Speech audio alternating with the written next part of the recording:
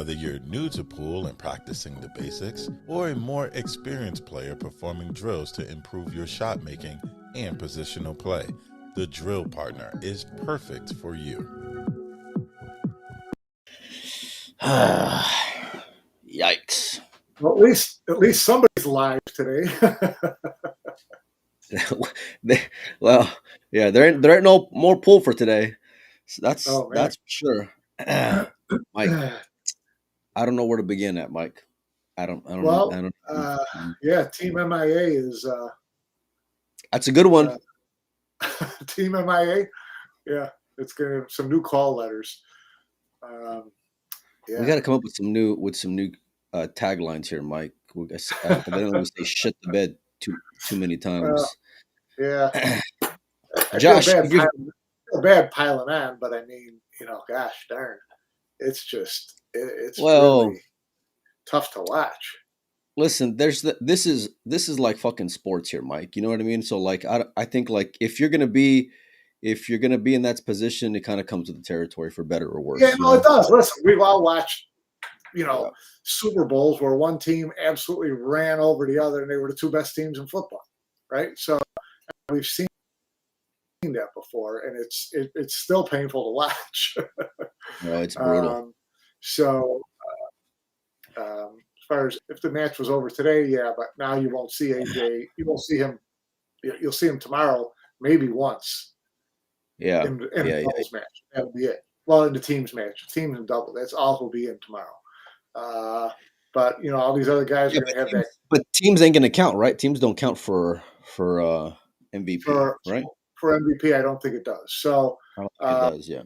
So I mean, but like everybody else on his team, he's undefeated so far. So yeah, I mean, he's got a lot of points. But he's played. Well, that's there. If you're all undefeated, you are. So it's just it's opportunity. So he's not going to have much opportunity tomorrow. Yeah. Doubles match. So everybody else. Let's kind of start at the beginning, Mike. Maybe some people are tuning in who don't know what's going on. They started off the day 4-0 in favor of Team Asia. The wheels have officially come off. It's a bloodbath. It's brutal. 7-0. They pulled the last match of the day. I saw a lot of give up throw, Mike. There's two matches. There were supposed to be 5 matches today, but we said yesterday if it got to 7-0, they were going to pull the plug because you're within. If you're trying to get 2 more days out of this, you got to limit Team A to 2 wins over each of the next 2 days. Otherwise, you don't even get to Sunday. So tomorrow, well, if they win 2 tomorrow, it's a wrap. Yeah. Yeah, the minute that Team Asia gets to 9 tomorrow, no matter whether it's after the first 2 matches or after the first 6 matches, the minute they hit 9, plug's going to get pulled, guaranteed. Yeah. So, and listen, I don't blame them, and it's I feel badly for them as well because they knew the crowds were going to be soft on Thursday and Friday. They were banking on the weekend, so they stacked up 6 matches a day on the weekend, and they're still having to trim matches. That's what makes it even worse is that they actually set this up so that way they wouldn't have to deal with this problem. You would think, right? Because they put 4 on day 1. So usually, they did it for 2 reasons. One, they did it to ensure weekend matches, but they didn't think it was going to be a runaway like last year, anyways. So they did it more to ensure bigger crowds. So you give more to get into, more to get excited about, to play for, things like that. So it was like get a lot of people in there Saturday and Sunday, which would be really cool. It would look great on the weekend. If that place right? Yeah. So, but now you're. Even if I bought a ticket for tomorrow, I know that I might only be there 2 matches and I'm going home. Yeah, that's what you're basically buying your ticket for is for, probably to get 2 You're guaranteed 2 matches. You're guaranteed 2 matches tomorrow. That's it. It could go as many as 6. It could go 7 if all of a sudden Team MIA, shows up. But, the fact of the matter is there's a chance you're 2 and done. I asked you this yesterday, Mike, and I said, and yet the remaining games are canceled for today, so they're done for the day. There will be no more matches today. They do not want this to get even more out of hand with 2 more days left for them to be out there. So they want to be able to, at least you'll get 2 matches guaranteed on Saturday. You'll get guaranteed 2 matches on Sunday. You have a lot more possibility if team like Mike dubbed them MIA, which is just that's Hall of Fame material right there, buddy. He's calling MIA on the fly like that. That's why you got the jacket, buddy. But I asked you this yesterday, Mike, and I'm going to lead off. Mike, who's to blame for what's going on out there? Listen, the players are. It's they're not making balls. I mean, it's Team Asia is playing great, but Team Asia has left a lot of balls on the table. Asia has given Team Europe or Team ROW plenty of opportunities, and the rest of the world is playing like they've never played before. I mean, Fran looks completely helpless out there. He looks like he's got no confidence in what he's doing. Jason's missing balls. When Jason's missing balls, I think that trickles down to the rest of the teams. Jason's in complete. This is the Jason that I tell you is a front runner, because when he gets down in a match, he ships it. And especially like if it's late in the tournament, you'll just see him where he starts two-stroking it. And it's not what we're used to seeing from him in the Mosconi Cup. But like I said, usually it's because they're stealing. So like even if they miss a couple of balls, it don't matter because they got so much confidence because they're always stealing against Team USA. Where here, this is like, I mean, it is bad to watch. And I agree with you on all your points so far. Yeah, I mean, just watching the mistakes that they're making are just, the missed easy shots and the fouls and the shirt fouls and they can't get out of their own way. I mean, Federer had a couple chances in that last rack against AJ. Fran had a couple chances in the last match of teams. It was, they've had plenty of opportunities and they're just not getting out.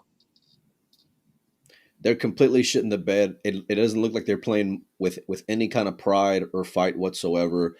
There's a lot of give up already, and you saw that. I don't know how the first match went, Mike, because I didn't wake up to watch a team match. My alarm went off 5:30. I said, you know what, not today. Yeah. And so I got up, and it was right at the end, and I wake up to social media, and I see AJ wins the last point for Team Row at Hill, and I'm like, that's pretty clutch, and then I started getting messages, and like Jaeger says in the chat, the last safety from Fran. That's what I was getting in terms of messages. Yeah, you know what? Safety play was terrible. I don't know if it was embarrassing. I mean, even listen to this guy who's like, there's really nothing you can do here that's going to be a guaranteed safe. It was so hard to get the cue ball, and I think it was the 4 in different ends of the table with the 5 sitting right there. I mean, there's going to be it was a hard safety. The Europeans are great at doing like containing safeties, making just smart decisions and just living to fight the other day. I mean, one of my favorite Mosconi matches of all time was David and Double J, and seeing that epic safety battle that just went on and on and on. You know what I mean? And so like that's what I always think about, especially when I think about like Spaniard safety in particular. You know what I mean? Is just their ability to grind in that aspect. Like I said, I didn't see the end of it, so I can't say. All I saw was just a clip from AJ running out, and he came with some pretty big shots. The kid stepped up big time. I know they put him on a high pedestal, but he's delivered to this point, Mike. That shot on the 4 that he got left with, that long one that he rifled in there. I was like, okay, this one's pretty much done from here. He made some great shots. Yeah. You mentioned the players, obviously, and they're the ones, out there on the field. So, you got to give them some bit of the blame for sure. What about Double J, Mike? How much is he going to shoulder? I don't know. I don't know what kind of weight you're putting on your shoulders for getting these guys ready to play. Mentally, listen, these are all alphas. They're all individual pool player mercenaries. They had to come out there today, every one of them feeling like pissed off and we're coming back and whatever. So I think that mentally they probably came in the right frame of mind, right? I think the lineups that they picked today, I wouldn't play. That's what I would if they got hoodwinked on that. I mean, you knew that they had to come out big singles. We thought Jay, but they came out with Federer, and then Federer into doubles, which we knew either was going to be Jay or Federer in that first singles match, and that allowed that person to play the next doubles match too. So you ended up with the same thing. You ended up with Federer and then Federer and Jason, or you could have had Jason and Federer and Jason, whatever you wanted. So, I mean, they kind of did what they needed to do as far as the lineup. So it's not like they got, taken advantage of. And we knew that Team Asia would then, say, okay, this is a great situation, 4-0. It's a great spot to throw AJ into that first singles match and let him play doubles. But they knew that. They knew that the writing was on the wall. You were going to send the kid in. All I'm saying then is that from a coaching standpoint, I don't think you can blame JJ for putting together a bad lineup. I don't know, I don't know what else you would want him to do to get his guys ready for today. He's not going to teach them how to play pool.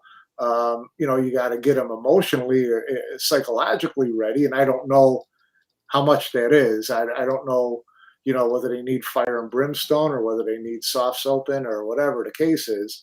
But at the end of the day, the players come out there and miss shots left and right. That it's a snowball rolling downhill. And now the thing that's even worse is that they front loaded today, right? They used up Federer's singles, they used up Federer and Jason in doubles. They've already that's what I told you. That's what I told you yesterday. So now, what happens if you guys heavy loaded and then you lose? Then it's like, right. Where's your? If you had a little bit of hope today. Oh, you had to take that chance and front load it like that, right? So now they're really swimming upstream because now you got Moritz going out there and Sky going out there like without a paddle. They're on their own, pal, because your big hitters are already done. So I don't know, maybe they come through and play better. Fran, like I said, Fran is going to be. Thank God they called off these other matches because I wouldn't have wanted to see Fran in that second doubles match at the end of the day with Moritz because that could have been a bloodbath. It already is. So yeah. So it's it's not and here Team Asia, you guys got guys like Carlo and Yap didn't even they played in teams and sat the rest of the day out. They got to be chomping at the bit to get out there tomorrow. I bet those, everybody on their team. You know how loose they're going to be out there. Can't wait to get out there and hit balls. They all want to. No one wants to be the first one to lose a match. So, it's not. That's what I said yesterday. It's not stacked up well right now. Now, could Europe go on a? I mean, I keep saying Europe. Pretty much it's Europe and Sky. Yeah, anybody can go on a run. So we'll see what happens.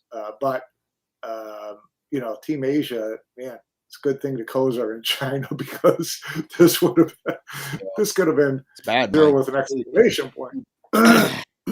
Well, I mean, now that's the goal now, right? Like we saw yesterday when Chua, you sent me that clip, which I just love, by the way. I love a little bit of like bravado and showing a little bit of flair. And it's a fucking wrap. So I love that. You know what I mean? They won. Yeah, that's what I'm saying. To follow it up like that. And you would think, listen, you follow sports, Mike. I mean, bulletin board material is everywhere, right? So like I would imagine using that to kind of fire up the boys, and they came out completely flat. But yeah, I mean, it's been thank God, like you said, the Co brothers aren't there for sure. I think like in terms of Double J, it's kind of brutal because I respect Jeremy a lot, but you knew you were getting handcuffed going in, and you still decided to like take on that spot. So like this is kind of the same thing to me. The same way like all these guys are out there getting embarrassed, like you knew what you were signing up for to go and collect the check, and this was always going to be a possibility, and you still took it on. Now, I got to give a little bit of credit because they wanted to at least step up to the challenge, but heavy is the head that wears the crown, Mike, and so this was always going to be a possibility whenever you were outgunned. The reality is even this rest of the world team against a B team of Asia, or even just you leave those guys on Team Asia and give me 5 guys, just give me 5 Filipinos. Hell, I saw the crowd with a couple of Marboys and Cheska. Give me just some kids in the crowd. They were going to be up against it, Mike. You know what I mean? So, and that's the brutal part when you think about, the disadvantage that Double J was in going into it. Now, when you start looking at optics and all these things and body language, like we talked about before, and how you can micromanage while you're in there, like in the thick of the fight. Look, we saw last year guys checked out and being on their phone, and a couple of times they pan over, and all I'm seeing is this thing here. Now, I can't see their phone. I can't see their phone, but I can see them just looking down. You know, and I can imagine what they're doing. It doesn't look good. You know, it does not look good at all. And that's where this is where, you know, and this isn't JJ's style, or it's not, you know, Carl's style last year, but you know, these guys aren't used to getting their butts kicked. The Europeans who are on that team, right? Yeah. You know, I think you need to get in their face. Well, I saw this clip of Double J. I saw this clip of JJ like this morning when I woke up, and he was saying like he had this real man-to-man talk, like in a real stern voice, and I'm thinking, okay, well that's good, you know. But you know, I don't know how much. I'm talking breaking chairs and shit. I'm talking. Well, but we talked about this yesterday, Mike. Like, how is that message gonna get through and sit with guys coming from Double J, given the fact that he hadn't done it before on his own? You know, he's won a Mosconi Cup with Johan, but he hasn't won it on his own. So like, how much weight are you going to give that message coming from, especially from the European side of things, Mike? You know, I don't know. You know, we'll see whether I think they respect him, whether they think that he's a leader. But I don't think like last year, you know, Carl wasn't that type either. So, you know, Carl was just taking the day off from doing commentary. That's all he was doing. He wasn't, you know, that's all he was doing. So those guys, I think those guys figure that they know what they're doing, whether they have a coach or not, whether it's Ralph Eckert or Carl or JJ. They don't really need a coach. You know, they don't really need a captain. They just need to show up and get together and play. And that's what they've always talked about. That's why Jason loves this captain's role in Mosconi, things like that. It's like, okay, we can handle our own business. Well, you know what? Right now, they're not handling their own business. Interesting point in the YouTube chat. Josh, somebody says, how about this? If you don't perform, you don't play next year. Josh, shoot me a PM if you can on Facebook. I'll send you a piece of town chalk. Mike, I want to ask you that question, Mike. I mean, like I said this going into it as far as like exhausted storylines, and we're kind of seeing these same things I've talked about before, guys that are just collecting checks. You can see it out there. Guys are not playing with pride. Now, I know it's hard because they're used to being competitors all year long, especially in the Mosconi Cup, but it's just like there's no fire there, Mike, you know, and we even saw that in terms of some of the amount of tournaments some of these guys played. Whenever we looked over the stats, right? Some of these guys are not playing a lot of tournaments because they know they're getting in no matter what. Okay, they know they're automatic to get in. From that standpoint, I'd buy into it. You know, no more of these. Don't worry, January 1st, you know you're already playing in December. None of that shit. That would be a good way to go. You know, if they want to do that, then you go 5 merit. But see, but they say that 5 points, guys, and you take the world championship out of it, or you pare down world championship points to the same points as other majors, or maybe a little bit more, and you take the top 5 guys, period, and that's it. Then you know, you know you're getting guys who put in the effort, 1, and produced 2. So yeah, if you wanted to do that, I'm all for that. The hell. But this like, you know, palsy stuff, and I've got 19 stuff, and it's, you know, that stuff, it's old, and it's kind of really going back to bite Matchroom in the ass in this event, because it's not a good optic. It's terrible, Mike. It's terrible, and that's the reason why, like, I've been kind of like shitting on this manipulated roster from Emily and Matchroom, because it's like and I said this yesterday. If they go out there with Filler and Shane and Federer and even Jay and whoever else, give me a 5th guy, whatever, I don't care.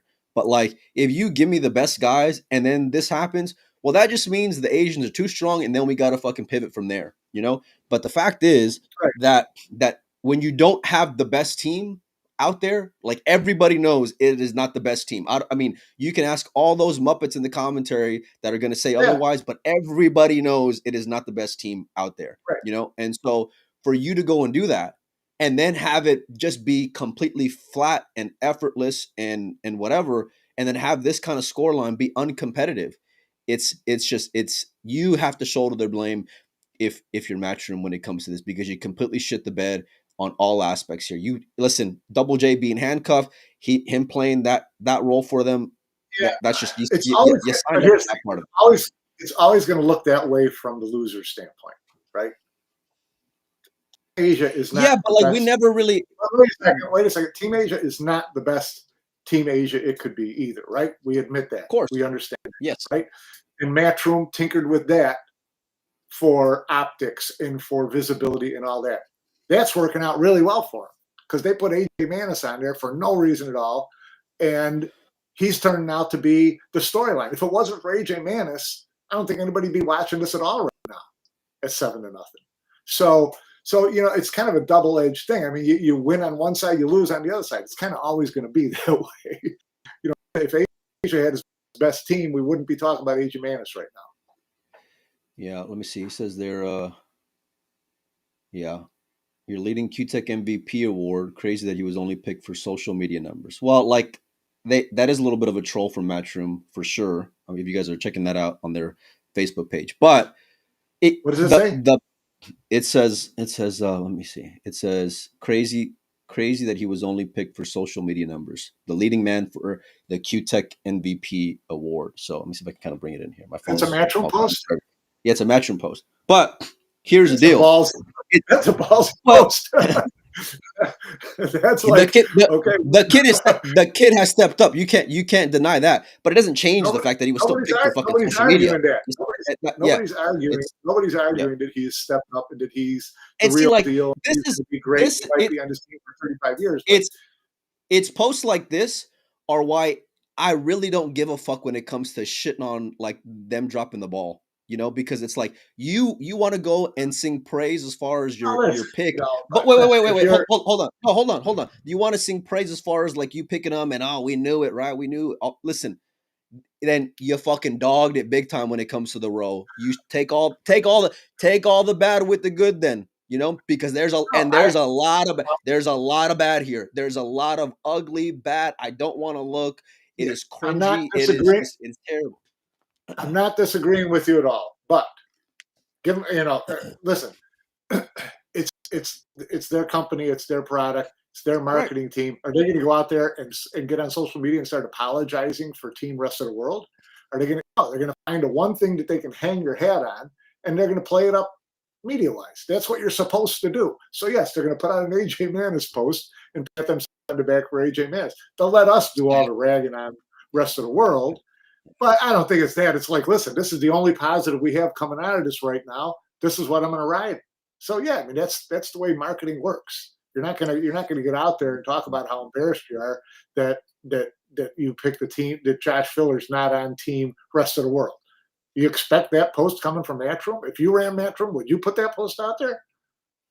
Well, I don't think there's any. I think there's just too much ego there, and there's not enough humility out there to go. It's also business. It's also business. No, I get that side of it, but like I said, I think then both sides of that are going to be fair to me anyway. Like listen, the kid has played great. You can't. The kid has stepped up. He's come with some big shots. I know today wasn't like the purest of like matches from him, you know what I mean, especially compared to day one, but like he's played solid. He's gotten you a whole bunch of points, right? But like that doesn't change any of that other shit, like. And so the fact of the matter is, like, even if you pride yourself on this tour that goes year round for you to earn your way onto this thing, right? But like at the end of the day, a guy who's sitting in 60 whatever can go and get picked, so then the tour really doesn't fucking matter, right? Go and build up your socials and then play, 10 tournaments a year, and that's fine, and then you got a pretty good chance at getting in, but like it undermines like the premise on what you're selling players on, more importantly. And I think that's a big reason why you're starting to see, or you started to see, a lot of big names say, you know what, we're good. I don't want to play that fucking game. That's why you see Shane say, I'm good. That's why you see Josh say, I'm going to go play over here, right? That's why you see a lot of these guys who know that they're middle of the pack. They don't have a lot of personality. They're kind of, they're great players, right? But they know they're not going to check off that matchroom box. They're going to say, you know what, fuck it, I'm going to go play where I have a chance to actually go and Yeah. earn something in terms of how I'm playing pool versus playing your fucking carnival game that you're playing out there, you know. I And get it. yeah, no, I do too. I do too. And like Nick says in the chat, more are leaving. That's what I'm hearing, and I've been hearing that, Mike. I've been hearing that for quite some time. And like I mentioned before, when it comes to this AJ pick, listen, it's great for these young Filipino stars to be able to get a chance at earning their way onto a tour and being able to build a bankroll and get some, you know, backing in terms of what from whoever sponsors or whatever, right? But like the guys who are the bread and butter of the tour, right? The guys who like build your storylines from 128 or 256 throughout 64, or even going further than that, like even into like 32 and 16. It's like those are the guys where you're gonna feel like, man, I'm gonna go ahead and just find somewhere else to play because this shit at the end of the day, it's not getting me anywhere. You know, it really isn't because you're gonna end up getting the short end of the stick, and that's why you are seeing, to Nick's point, a lot of guys that are jumping ship here. You know, um, Yeah. the Well, and exhibition. we talked about this before about the merit thing, and making your performance matter, and my argument was I agree with that 100%. I think that these teams should be at least top three merit based. I understand you always want to have your pick in your back pocket for Yeah, someone yeah, who yeah, yeah, generates or someone like Jason who plays really well in this most of the time. Things like that. I understand that. But right. to me, bring back those other merit based events like World Cup of Pool, like World Pool Masters, things like that. Then you can still play by your own rules. Key events like the Mosconi and Reyes Cup, which are mostly, they're shows. We all want the best players, and they're shows.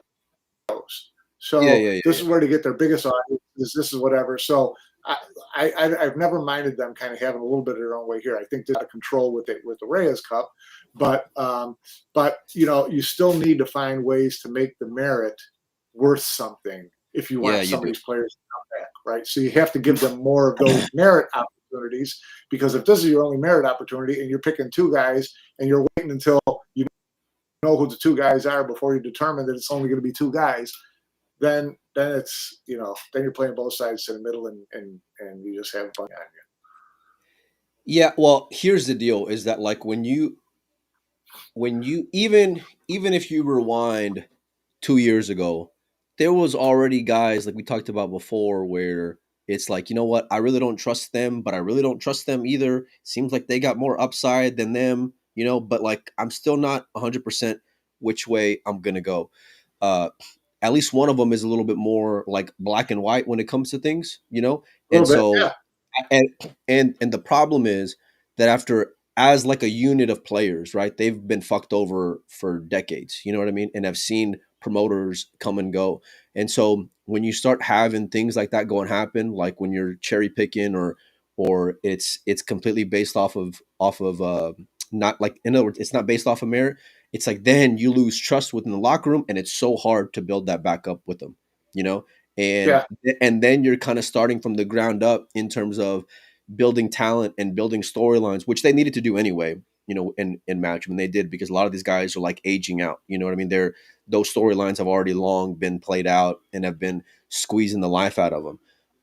But it's like I don't want to do that for the sake of um losing potential down the road, because what hope do I have if I'm an American knowing that it's buddy buddy in terms of the system? Why do what I if I'm a Filipino, would I go and do it if I know for sure I'm not going to get top 3, right? If I don't win, Hanoi and whatever else, then fuck.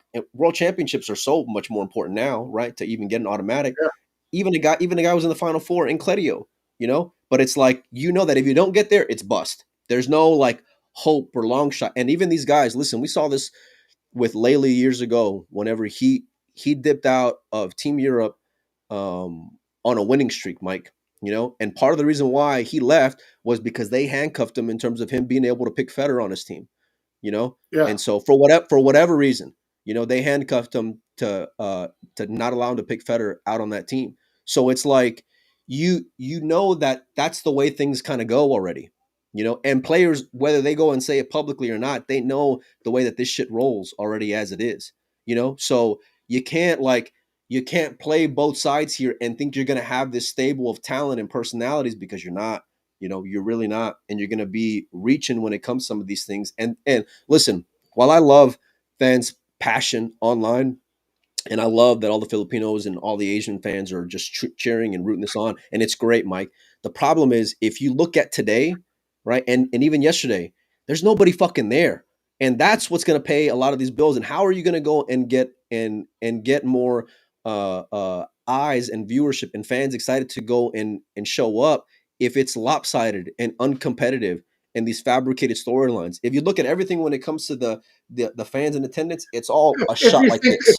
It's all. If you think that that's why fans aren't there, then I'll go with that point. I'm not so sure that that's the case. I'm not sure. I think it's part of it. I'm not saying it's the only one, but I think it's part of it.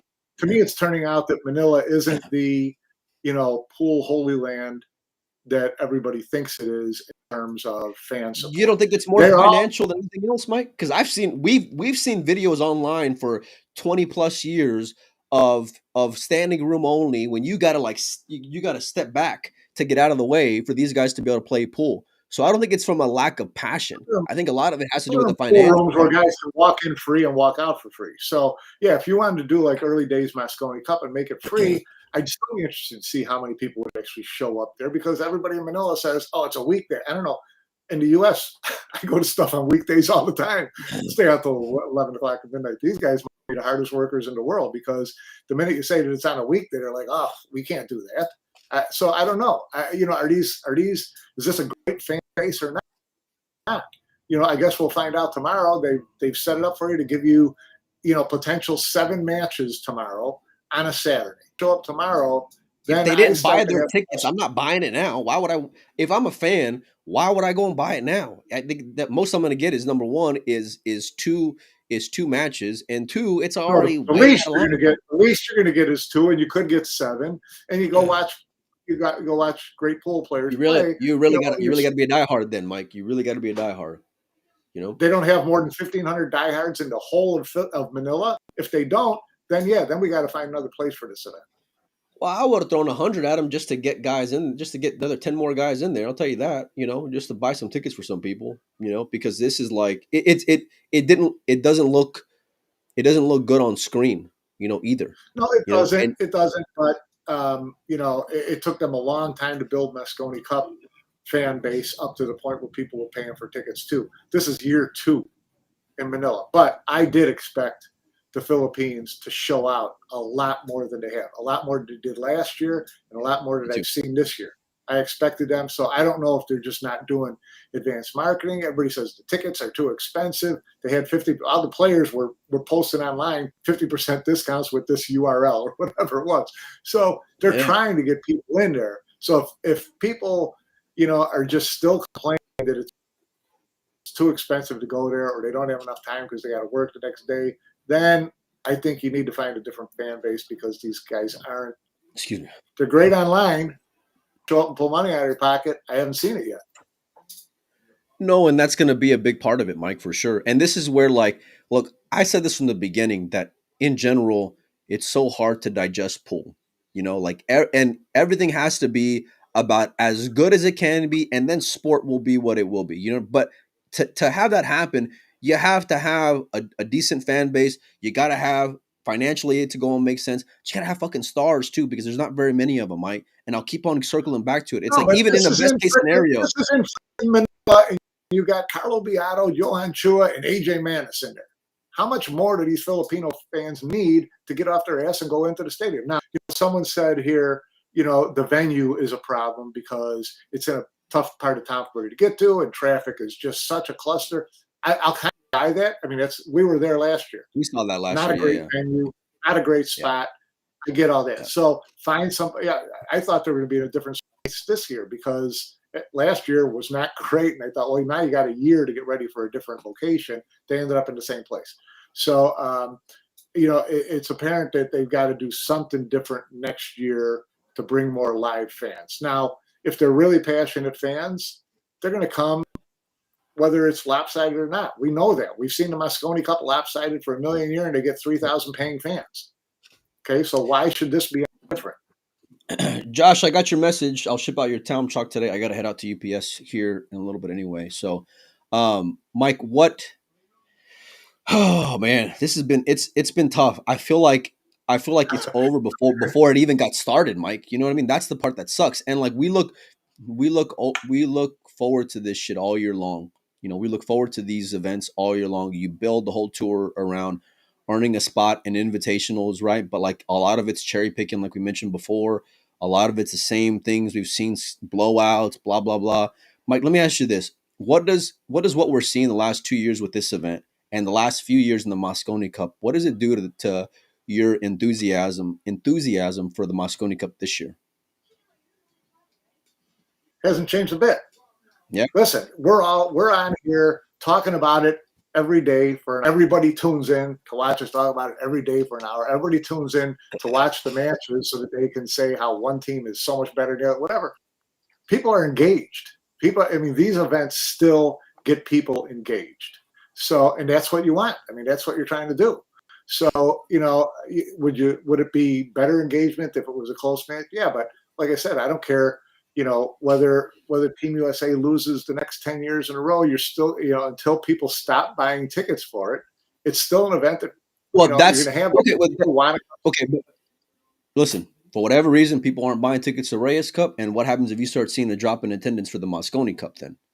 Because the last few years have been pretty good, right? But like they've been pretty. They've gone up every year for the last 20 years. So it's still that path to have an allegiance, right, to the U.S. or to Asia or to Europe or to the rest of the world, whatever the hell it is. So we'll always tune in and watch it. And then when there's 50 million people online bitching about it, they all must have been watching it to bitch about it. So now, if the engagement starts going down and fans stop buying tickets, then yeah, you're gonna have to figure something out to change that up. I don't know what it is.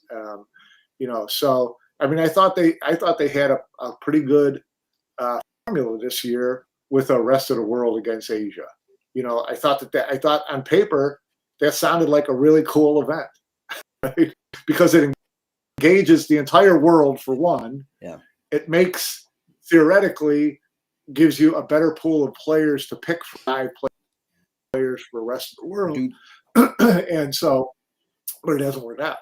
No, it hasn't worked out. It's just going down in flames at this point, and that's the part that sucks because like, even though it wasn't the best players, like I still root for stories, more than anything, and I want to see, I want to see like the comeback. And even whenever I posted like a Windows Open yesterday, like does team rest of the world have a chance? And I think it was like 20% of guys who went out there and voted were saying yes. And I'm like, God, I fucking hope so. And even whenever we had like off the record conversations with people, like everything that I've always said is like, I hope it sells out. I hope it's fucking hill, despite like where I put my money at on this match, because it's like, this is like the worst case scenario here, because I don't, Emily said in the press conference, whenever she asked Federer, she was like, but because initially it was going to be Team USA coming in here. Then Team USA gets smoked by the Europeans. Well, the Europeans got smoked by the Asians. So this is why she pivoted to go and bring in Team Rest of the World. But it's like, where do you go from here then, Mike?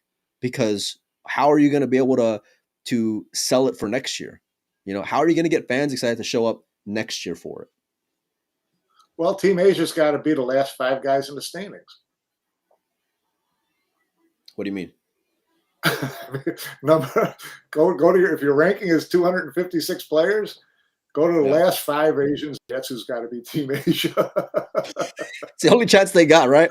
Hey, listen, they still might get that smoke, Mike. I'm telling you, they still might get that fucking smoke, man. I promise you.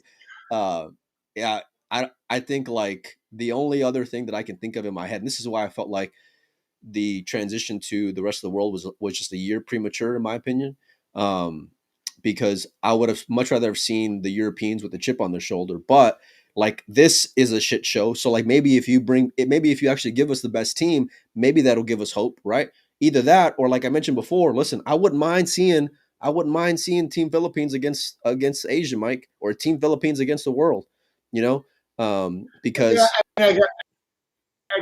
I guess then you're really kind of dumping on the rest of the world, which is, if that's what you well, want to do, that's fine. But then you're also audience to one well, part of the world and not the other. I mean, how many fair enough, Asians get up at fair 5 enough. o'clock in the morning to watch the Mosconi Cup? Probably not. Yeah, yeah, no, that's So, fair.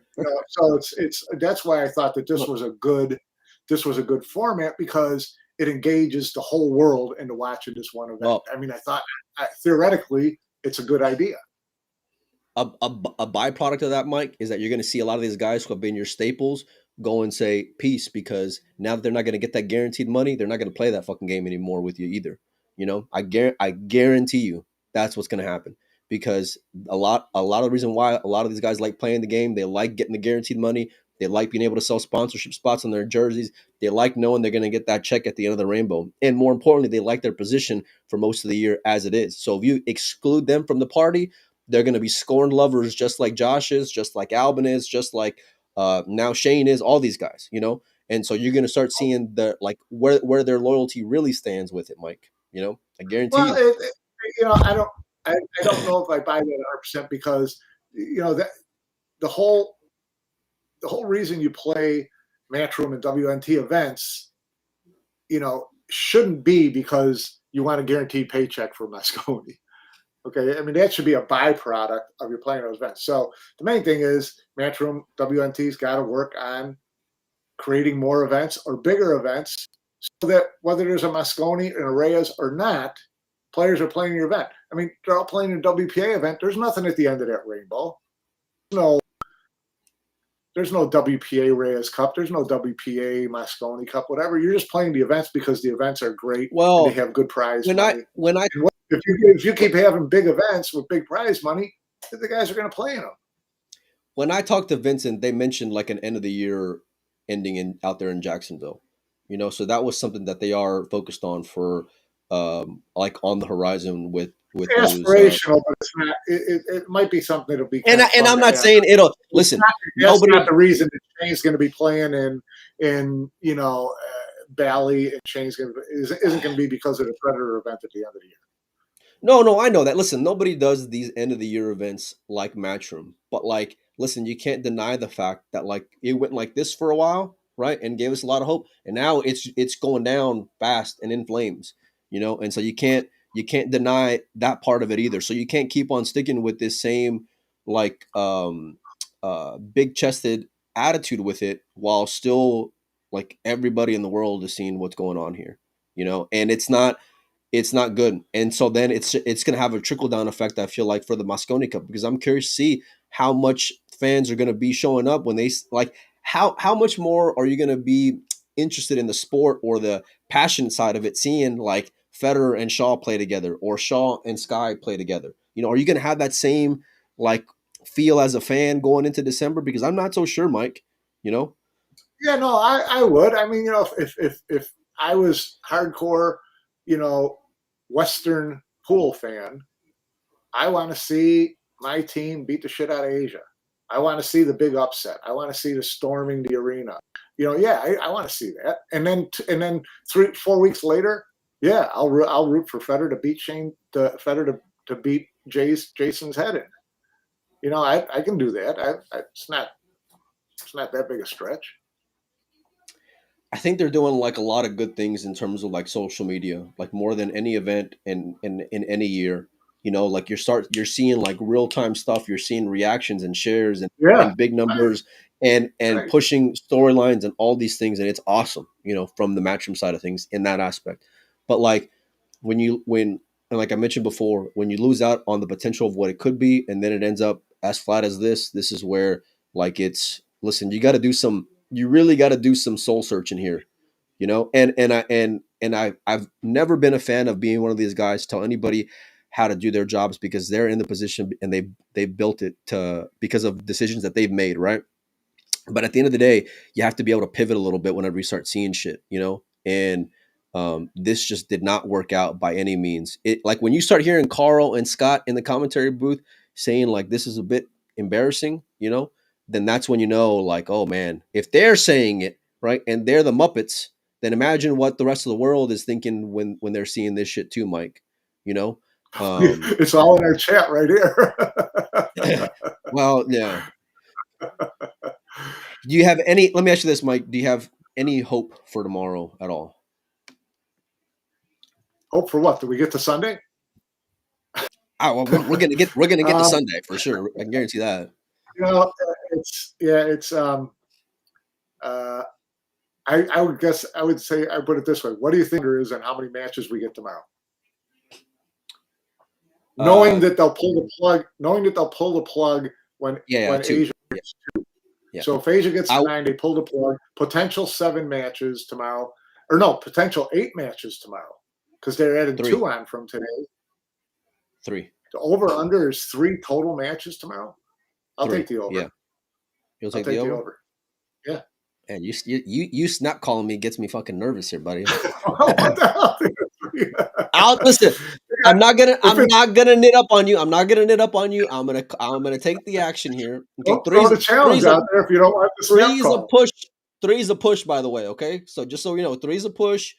4 you win, 2 I win. Okay, so just so we're the only way you can win is if they go 2 and out tomorrow. Mike, I didn't think it was gonna be. I didn't think it was gonna be 3 in a row from today, Mike. I really didn't. And it was brutal because, listen, I didn't watch the team match, so I didn't know what happened. Right? Heard about Fran, heard about guys missing shots, blah blah blah. I get all that, right? But then you bring on the shirt foul. Like the shirt foul felt like that was it. And then in the doubles, Chua just went and got his fucking shovel out and was just piling on him. You're like just fucking putting all the dirt on there. One great shot. He was letting that ball rip 3-4 rails, whatever. If he had a look, he was going. The 8-foot jump shot at was it the 3? He sized it up, Mike. He looked at it. He was going for it. Did you see how high the cue ball jumped after it hit that 3? It was just like just cured it. Yeah, no, he was. It was worth the price of admission to watch Chua and Federer shoot jump shots. Yeah. Period. Yeah. Even the AJ Federer match was great. When I woke up this morning and I saw that Federer and AJ match was awesome. Now, and I'll be honest with you, again, I bet on Team Asia, but at the end of it, when I saw Federer get caught in that foul, I was like, damn, man, like that just took the life out of me, Mike, with this event. Yeah, that was it. That was, if you want to shut down today, that was the way to do it. I can't believe he called that foul, Mike. I cannot believe he called that foul in that spot at Ill Hill. Now, and Federer had already did the hard work. Like I think it was the first. It wasn't the easiest. He wasn't looking at the easiest shot in the world, but because based on he was out. He was out. I think like the shot prior, the 4-ball prior was the toughest one. And he got on that one, and I thought, okay, this is a wrap. And I think everybody in the room knew that it was a wrap. And even though like I would have said, okay, here we go, Team Rowe is gonna get. I wouldn't have said all that, but it would have at least been better than what it was, because what it ended up was just. I mean, it ended up just. I saw what Rick said, and I thought I see what Rick said, and I thought the exact same thing. I thought, listen, if I'm Federer, next time I get overshot and it's going to be close, I'm peeling my freaking shirt off. I'm just taking the button off and shooting bare chested because I'm not taking that chance. Yeah. Sure.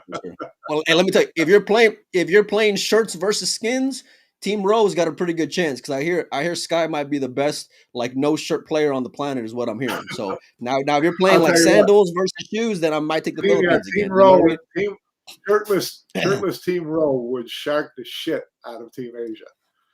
Look, imagine the fucking the photos you're gonna get out of that one. You know what I mean? So, it ain't gonna be pretty, that's for sure. So let's get into some of the action itself. Okay.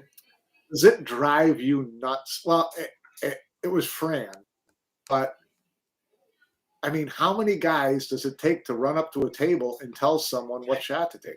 You showed me that screenshot, Mike, and I was shocked seeing in the teams match how many guys stood up there and were like, there were 3 in one. There were 3 at one time, and then 4 right before that. It's and they're all like pointing, going over here and doing this thing, and poor Fran can't make a ball to save his life, and I'm sure his head was about ready to explode. There's no way that, when I saw them all there stand up over his shoulder, pointing in different directions, I thought there is no way this guy gets the shot done. Not a chance in the world. His head has got to be ready to explode. What was your take on that? Because I had an immediate reaction in my own head that I haven't mentioned yet, but I want to get what your thought on it was, Mike.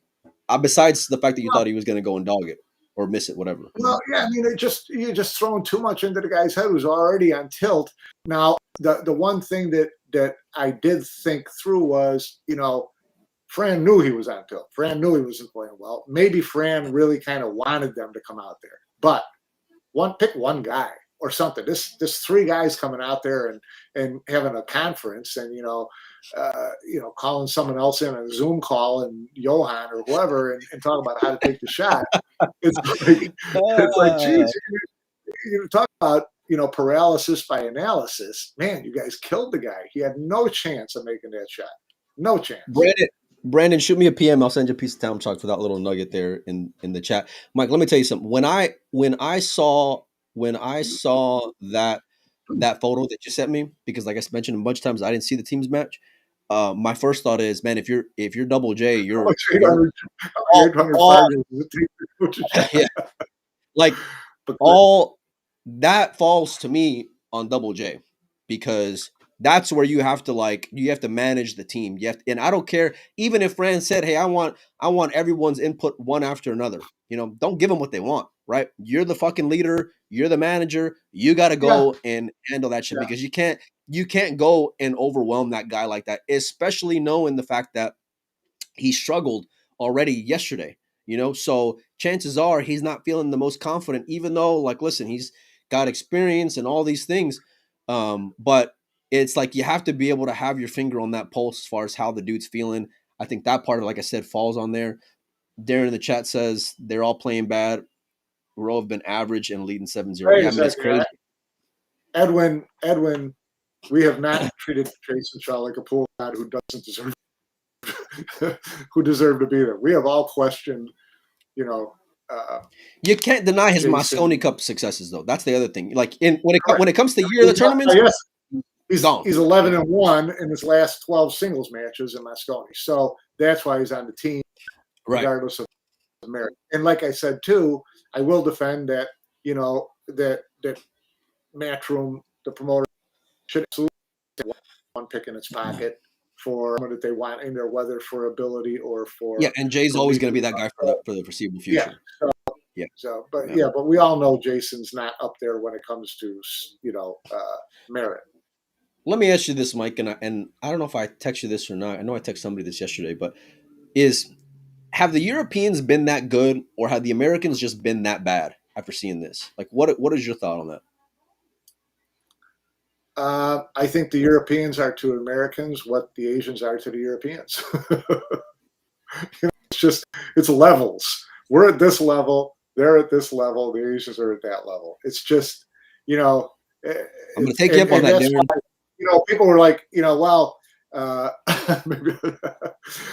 people are like, Europeans used to be the dominant. Well, Europeans were dominant when basically they had passed the Americans. All they were playing were Americans.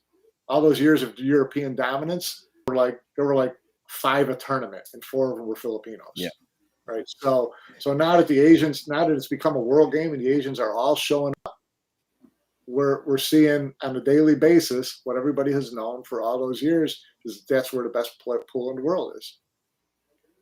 Yeah, 130 million% agree with you, Mike. That was the part that was gonna happen as a result of this worldwide tour, which is great, but you've been building this brand on promoting Europeans for so long, where now you're gonna have to start developing elsewhere, because the way that the Europeans stole all the Americans' money for so many years, robbing tournaments and all these things, that's what the Asians are going to come and do. And you're already seeing that this year with the Asians dominating the circuit, Mike. Just getting championships after championships.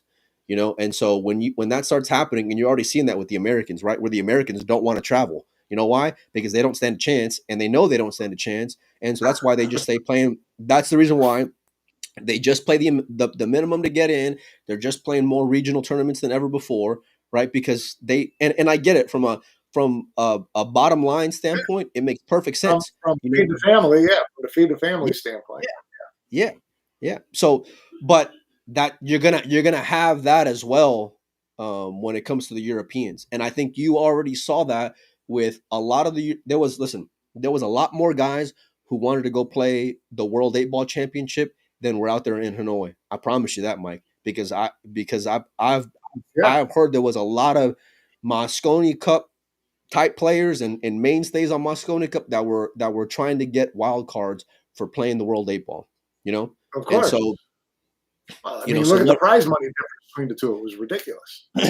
Oh yeah, and you're just going to continue to see it, and kudos to all these companies like a CPBA or an international or whatever, where like they're starting to put on these regional American pool tournaments out there in Asia, because now you got guys that can get a little bit of a bankroll. They got the skills. We just ain't never heard of them before. Yeah, but again, a lot of this comes down to, if everybody can get the scheduling squared next year, where people don't have to say I'm skipping this to play in this, then it's better for everybody. Then everybody wins, right? So we kind of saw this coming this year, and I've said before, I'll give everybody a pass on this year. Next year, if it's the same story, then someone's got to go. You you you said that the other day, Mike. Like as far as giving it a pass on this year, and in the moment, I didn't think about it. I went back and I'll go back and I'll watch the show just to kind of see where I'm fucking up or where I'm repeating words or whatever, right? And so when I heard that part of it, um, in the moment I didn't really respond. But what I thought thereafter was, I think you already had that last year, Mike, because they already shit the bed last year in keeping filler out. It already wasn't competitive Yeah, but hockey. what I'm saying is, last year was the line in the sand, and people started getting banned and all that stuff. Okay, this year, Matchroom WPA squared themselves away as best they could, so that everybody could play in everything. But by then, the schedule was already set for the rest of this year, right? You already had tournaments on top of tournaments. Now, Yeah. now you've got this ability for everybody to play in everything. For next year, keep the tournaments away from each other. That was my argument. Well, That's why I said this year's kind of a pass, because by the time they got this agreement in place where Shane could play in WNT and WP and any kind of penalty from WPA, by the time they came to that agreement, it was March or whatever it was, and a lot of these events were already committed to. So that's why you had so many problems this year. Now, if they run into the same problems next year, to me, there's no excuse. yeah, I mean it's gonna be telling for sure. A lot of passion in the comments there, Darren. For sure, we'll get you in. Yeah, Robert puts on a great event out there in Romania each and every year. I just think like, listen, you're starting to see some of these staples of Mosconi Cup guys where they're like they look big and bad when they're facing against Americans, right? And Americans who are like they're not at that same level, right? But listen, you're also seeing them shrink for back-to-back years now against a bigger and badder team, and we talk about heart and intangibles and all these things with players all the time, Mike, but when you're playing at a lesser competition for so many years and then you start playing against somebody your own size and start getting bullied in your own right, that's the only reason why I make that conversation. Darren brought up Albin and Filler in his post yesterday, which by the way just took off. But and I wanna bring you on tomorrow. We'll bring that up as well, Darren. But I want to get your take on that, Mike, and especially on the Albin conversation, because me and you had very I don't different buy the takes on Albin. I'm not buying the album. Sorry. At all. Just listen. I know he's the greatest doubles player in the history of.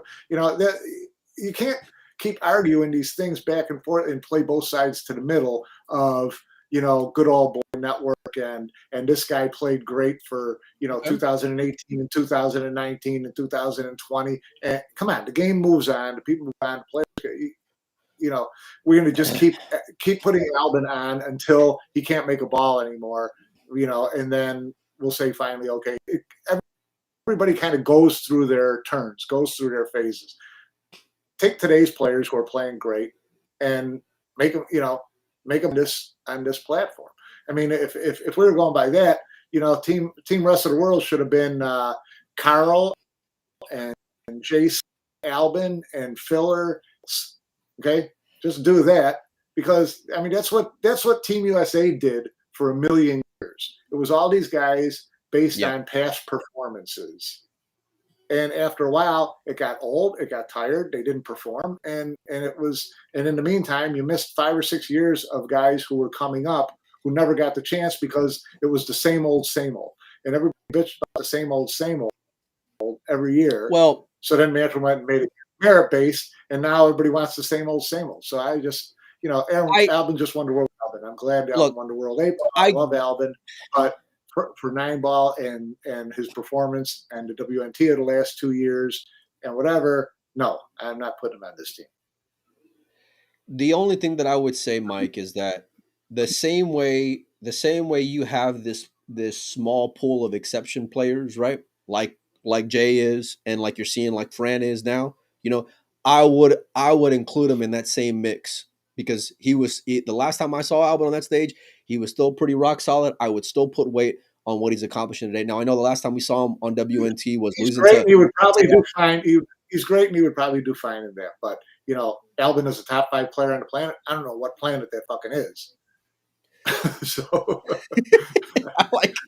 I like whenever you're fired up, Mike. This is listen. I love all the arguments. And I love all the arguments, and I love Albin, and I get Darren's point. Albin is a clutch doubles player and whatever, but come on, it's time. All right, Mike, give me your thoughts on tomorrow. Or does it even matter at this point?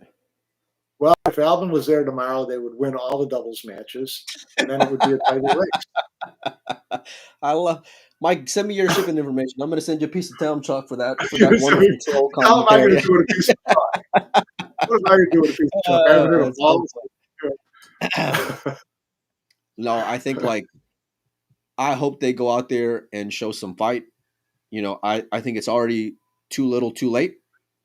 And that part of it's unfortunate, and like I mentioned earlier, when I saw Double J say he was getting, having real, candid conversations with guys and trying to fire them up and all these things, I had a little bit of hope, but what happened today with the shirt foul, what happened today with Chua just burying him, like they have just taken one punch after another. It's time to wave the white flag. They got no chance of getting back in here. I don't care what their Mosconi resume is, or what their in Emily's head resume there is, or what world championship I don't care. Like they are outmanned, outgunned, outclassed, and as a unit they just fell short. And I think a part of that is whether it's not having pride in being out there, or maybe because it's a different dynamic as far as being from world to whatever. It's like it has been ugly. Jonas in the chat says hello. Look, I might have thrown that kid in there over a couple of guys, Mike.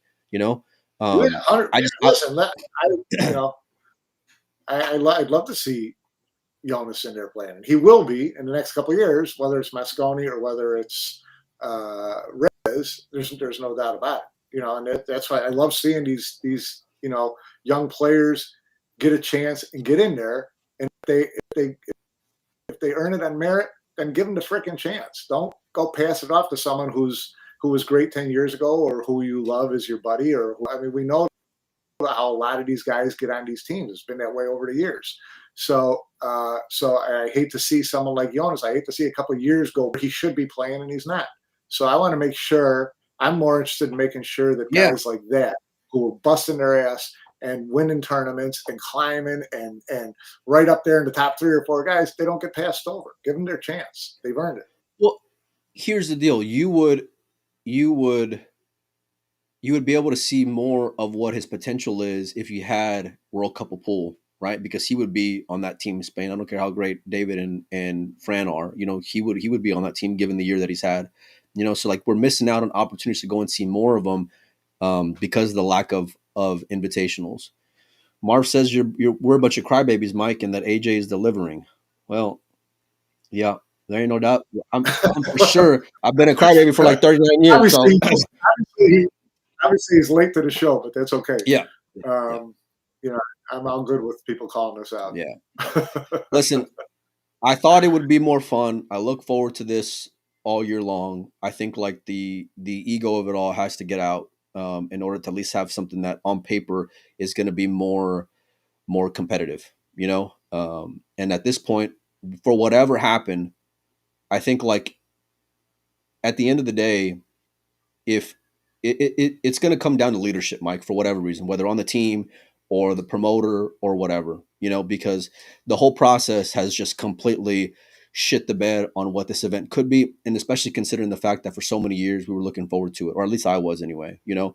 And so I hope fans show up tomorrow. I'm not so sure, you know, but I think no matter what, given the lineup, and especially given how soft the Asians set it up on the front end in terms of what their potential is, you're going to see them just put the hurt on them tomorrow. And now I think now the goal has shifted for the Asians, where now they want to go out there with an exclamation point, give them that donut, and that's what I'm rooting for. I want to see, if you already have a bloodbath and it's already going to be uncompetitive, go for the jugular. If it's a donut, then there's only going to be 2 matches tomorrow.